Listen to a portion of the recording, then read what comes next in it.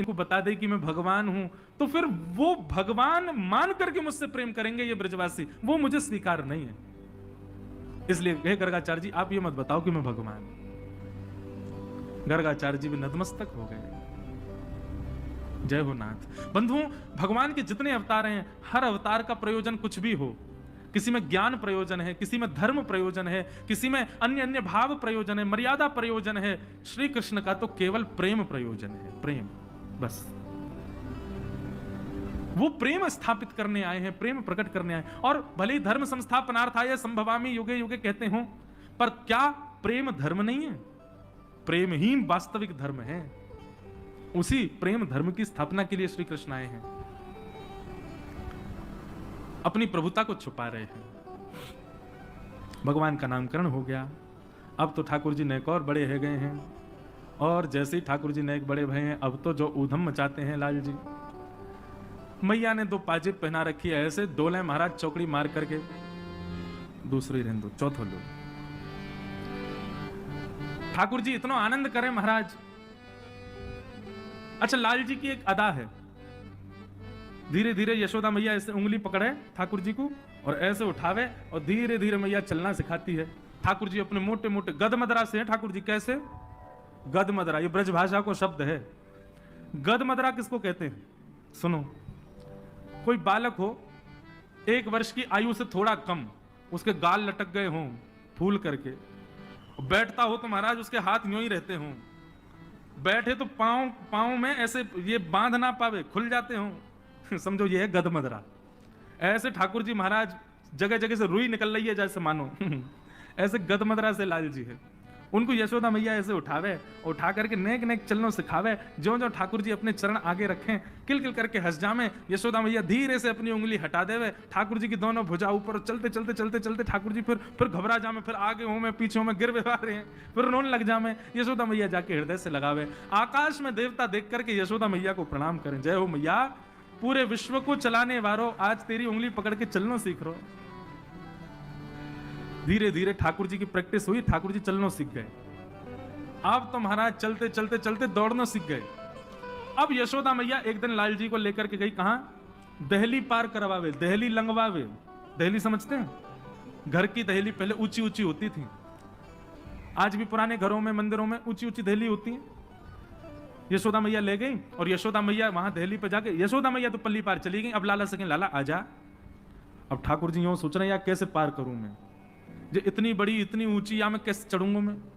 सो ठाकुर जी अपना एक पाम उठा में वाके ऊपर धरें, फिर सोचा नहीं ऐसे तो नहीं होगी, फिर दूसरा पाम धरें, फिर हाथन से चढ़ें, कैसे ना कैसे करके ठाकुर जी चढ़ तो गए ऊपर। अब पल्ली तरफ उतरवे की जब बारी आई तो और ज्यादा गहराई।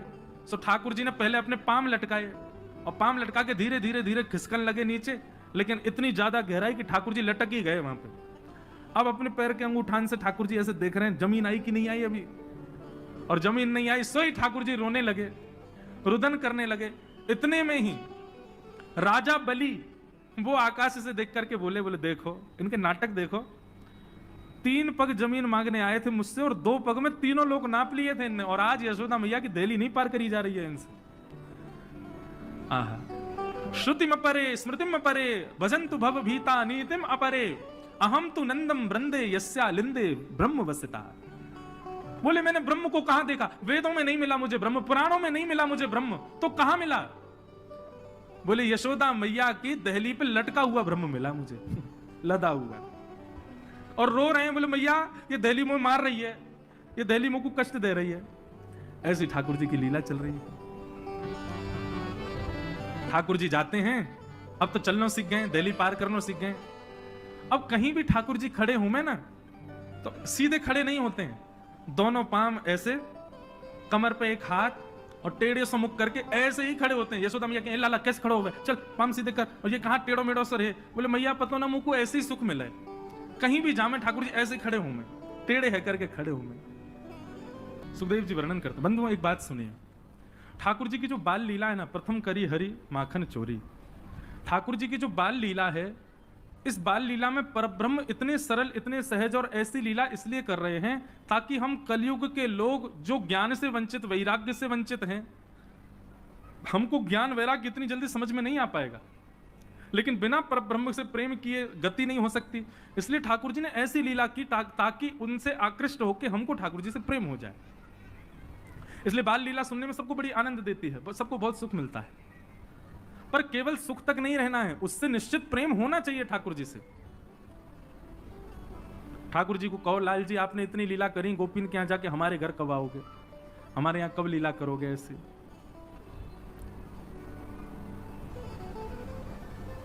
ऐसी भावना, ये ब्रज की बाल लीला, ऐसी लीला की अभिलाषा ऐसे रखो कि ये हमारे घर में भी हो। ऐसे ठाकुर जी हमारे यहां भी लीला करें। तो ठाकुर जी लीला कर रहे हैं। कैसी लीला? संज्ञग्निडम शशि जलद्वजकंटकेभ्य, गैयाओं के सींगों पे चढ़ जाते हैं, ऐसा उदम मचाते हैं, अग्नि से खेलने लग जाते हैं। द्यमष्टि, जीवों के दान। एक बार ठाकुर जी रोने लगे बहुत जोर से। यशोदा मैया बोली, लाला काय को रो रहा है? ठाकुर जी बोले, नाय नाय मैया, मेरे संग बहुत बड़ा अत्याचार है गयो। मैया बोली, लाला कहाँ है गयो, बता तो सही। नाय नाय मैया, मेरे संग बहुत बड़ा अत्याचार है गयो। मैया बोली, अरे मेरे लाला ने बता तो सही, कहाँ भयो? बोले, मैया कल हमारी गौशाला में एक गैया ने बछड़ा को जन्म दियो। मैया बोली, तो यहां में रोवे वाली काय को बात है, तू रो काय को रोए? ठाकुर जी बोले, मैं यहां मारे रो रहा हूं, जैसे ही बछड़ा ने जन्म लिया मेरे मन में आई मैं आके मुंह खोल के देखूं। मैंने मैया वा को मुंह खोल के देखो, वा के सबरे दांत निकल आए जन्म लेते ही। मैं 3 साल को हैगा, वो 4 दांत निकले। मैया मेरे संग बहुत बड़ा अत्याचार भयो।